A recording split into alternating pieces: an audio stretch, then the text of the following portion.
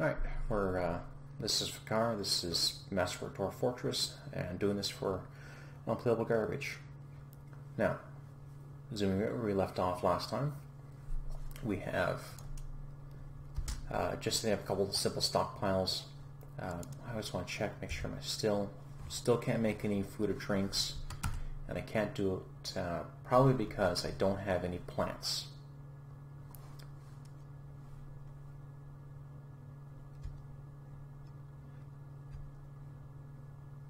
Now, if you were to actually make these bedroom sets manually without using Quick Fort, it'd be a long process of hitting B for building, hitting B for bed, going over to the right location. Now, I can't do it because I have no beds, but clicking the location and selecting the bed you want to put there, doing it one at a time. You're going to see very quickly how much easier it's going to be. Oh, here we go. We finally managed to hit enough rock blocks to meet my quota, which is about 100.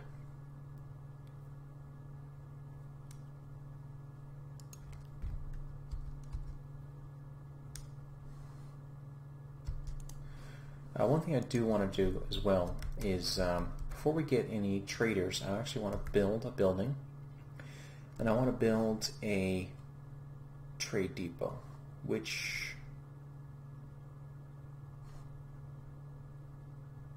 right here, Shift D. And that's because eventually we're going to have traders come by, and they're not going to come at all if we don't actually have somewhere for them to trade. They'll just come with what they can carry, but if they have a trade depot set up, they'll bring a cart and lots more goods, and they'll take lots more goods from us. Alright, looks like we've A4 assigned.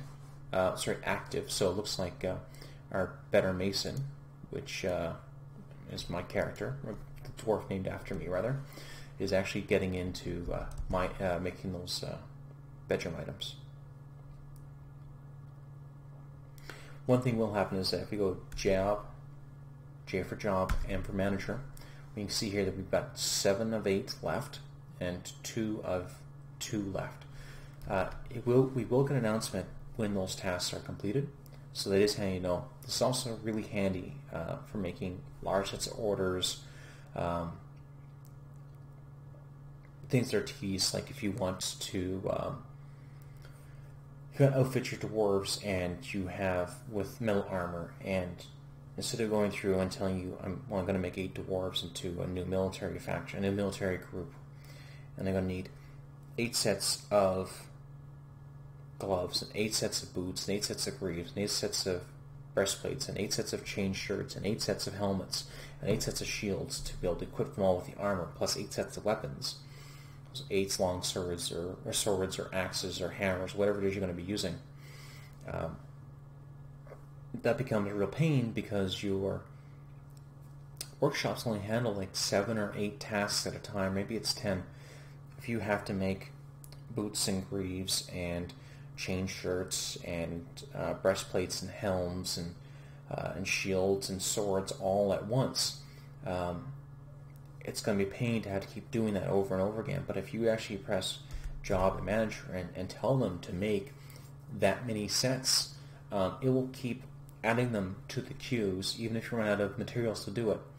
It will just keep trying to make them, and you'll get through it eventually. Really handy, like I said, for large orders like that, especially when outfitting your military. So we got 2 idlers. I'm guessing those are going to be our mining dwarves, and I was right. So I'm also going to that's interesting. I'm going to designate here, so I'm going to press Alt F for file, and to bring up Quick Fort, I'm going to DF dining, dig, and it's going to preview what it's going to look like, and I press OK. D for designate, over at the center, I'm going to press Alt V for footprint, and Alt D to designate, and there. Alt-8 to hide that. Alt-H rather to hide that again. Escape and unpause. I will give you a warning here. If you have QuickFort open, its hotkeys, its shortcut keys will interfere with workflow. So as a warning, you'll want to right-click on your QuickFort and suspend hotkeys if you're trying to use workflow, and Alt-W stops bringing up your workflow interface. I had to find out the hard way. So unpause here, and sure enough, it's our miners. So now we have Zo Idlers, which is good. We want all of our dwarves working as much as we can. Okay, add tasks. I repeat, that's from our when we dismantled our workshop before. Oh, here's our announcement. Stone Noble Set 8 has been completed. And resume production of rock blocks. So we've used up a substantial amount of rock blocks, and it's going to start them up again.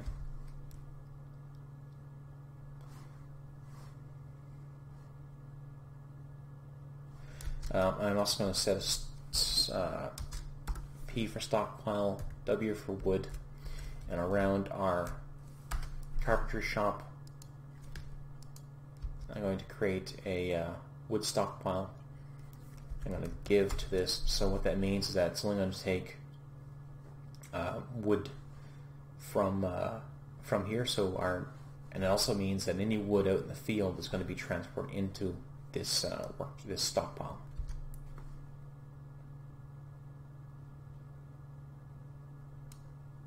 Oh, looks like I couldn't make it because I ran out of non-economic rock blocks, which means that because I can't make that, I have nothing else to do. I can't continue that job. I'm going to try and find something else to do, which in this case means create rock blocks because that task has been assigned. I might continue making rock blocks until I run out of blocks next to me.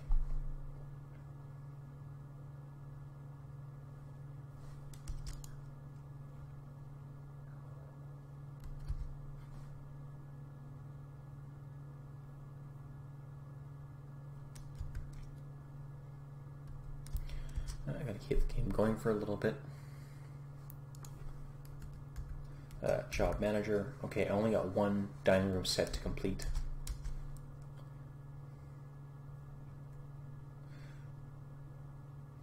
What I can do is, if I think I'm close to being able to craft it, and the reason why it wasn't done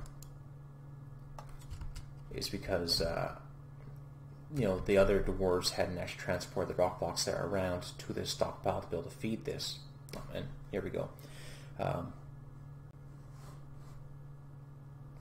And I know it can be done. I can see that there are materials here. If I want to complete it right away, I can click on the workshop and I can press N to do task now. And what it does is it says highest priority. So that's handy if you need something completed right now, like say pulling a lever, or you have your dwarves who are, instead of brewing alcohol to feed your dangerously sober dwarves, and instead are running around and gathering plants, you can set high priority for brewing alcohol right away.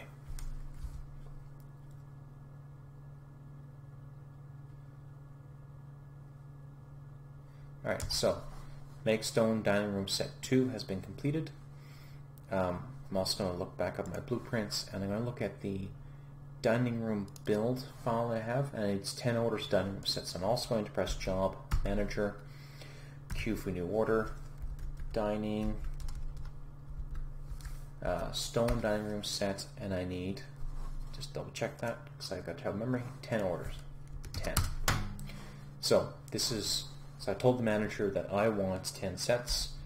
He's going to then, in a few moments, he's going to notice that it's been done, and he's going to apply those orders to all of the applicable workstations for it. In this case, the furniture workshop. How often that happens, not sure. And look, it happened right there. So it's pretty frequent that gets pulsed.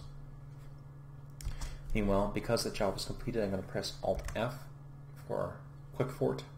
I'm going to load the bedrooms build command. And this again reminds me I need 8 sets of noble bedrooms. I need 2 orders of dining room set, and this is what it's going to do. So it's telling me here now to press B and O, center it in the center. I'm going to press Alt-V to verify that the footprint is correct, and yeah, that's where it's going to build. If you can see here at the very start there it says starts at 10,10. If you don't have that in your file, and I will try to make these files available, it will start in the top left corner. So if I had done that, I'd actually have to start up here to be able to apply the blueprint to the whole bedroom area. But as I set it up to the center, it's fine. So again, Alt-V to make sure that it is in the correct spot, and it is. Alt-D designate, and very quickly you can see it's running through all of it.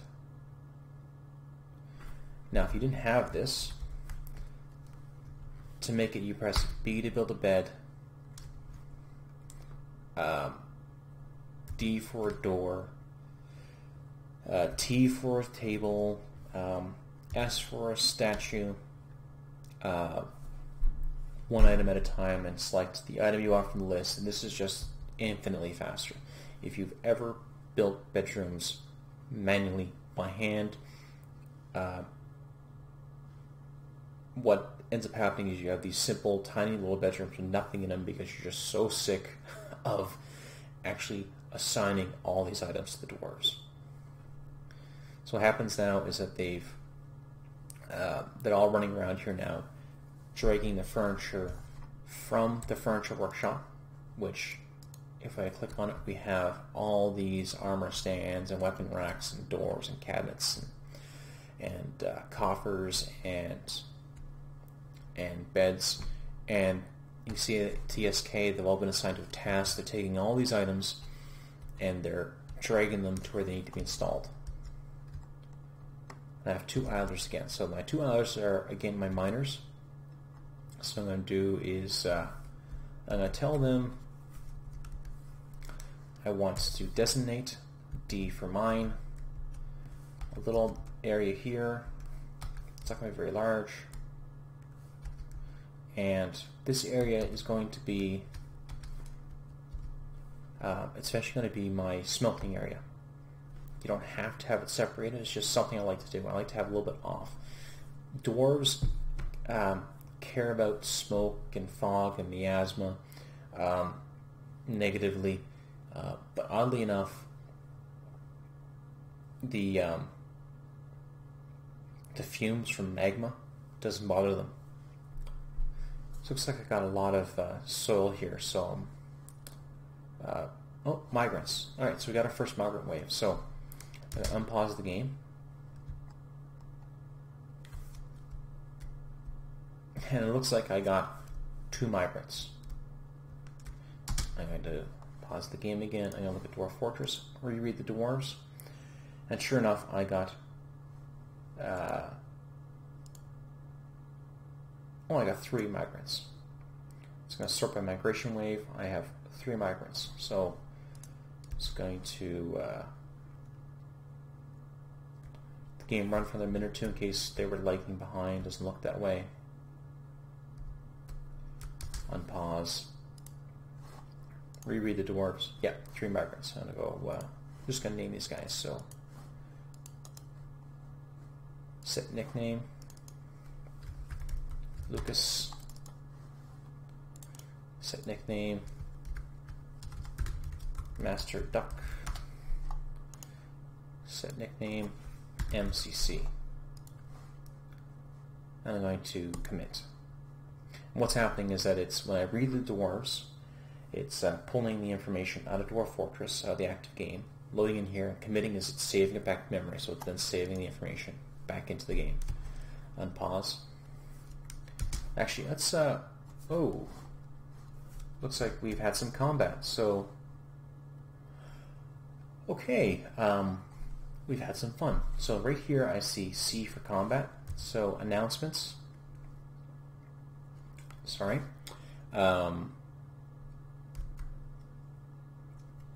it's been a little while. View announcements. R for reports. Dog is fighting. I'm fighting. dog is fighting, fireman is fighting. So what's happening to me?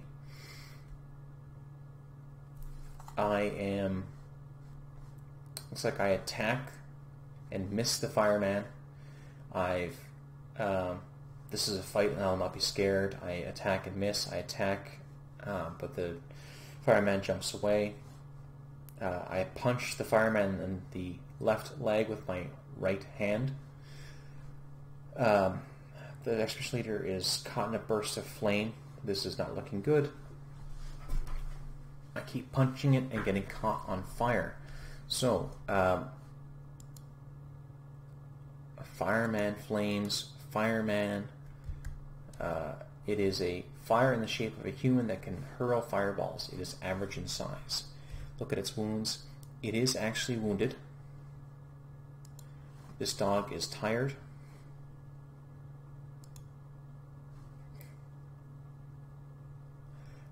Let's see if I can find my character. Now I'm just taking a quick look here. If I go to U for units, I can see that I am on break. I can press Z to go to that unit.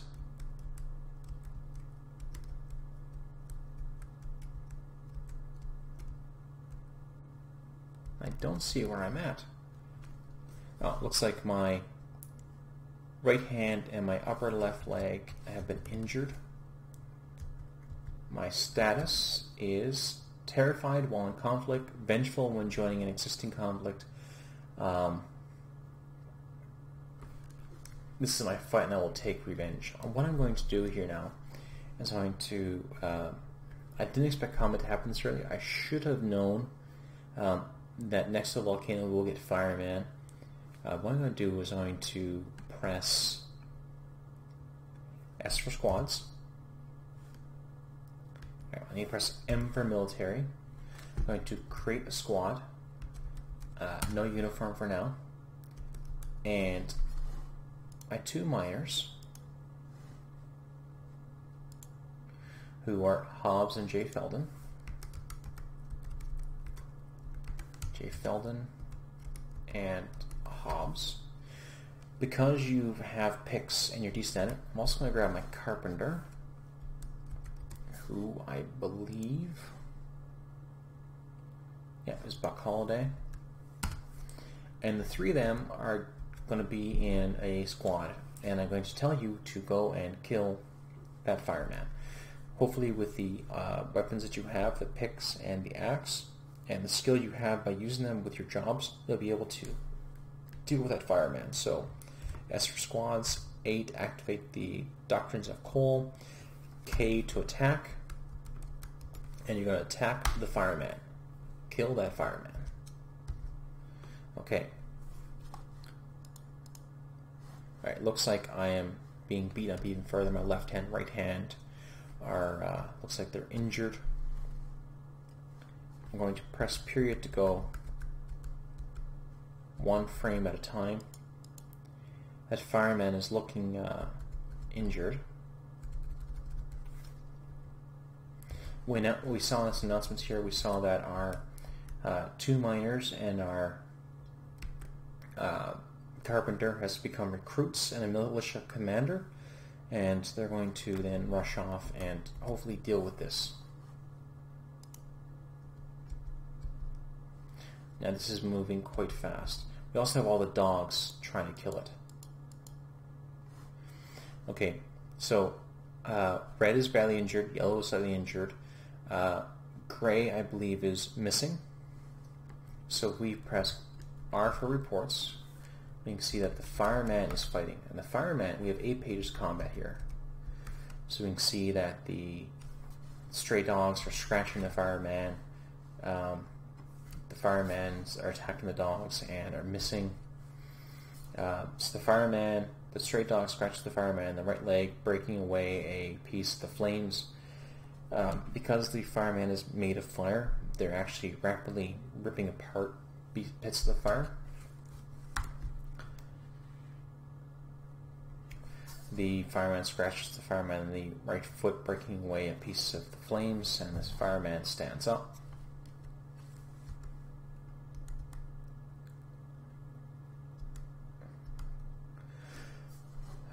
The stray dog charges at the fireman. The stray dog collides with the fireman. The stray dog is knocked away and tumbles backwards. Fireman punches the expedition leader in the right lower leg with its right hand, bruising the fat through the sheep wool trousers.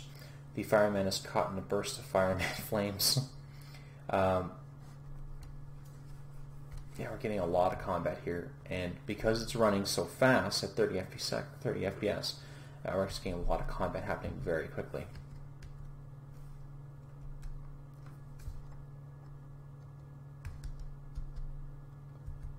Alright, so, very quickly, we saw some notes there. We have became a recruit, so we had them become recruits, which are commanders, and we had them go back from being commanders and recruits to being miners and carpenters. That's because the combat's over. So we hit report.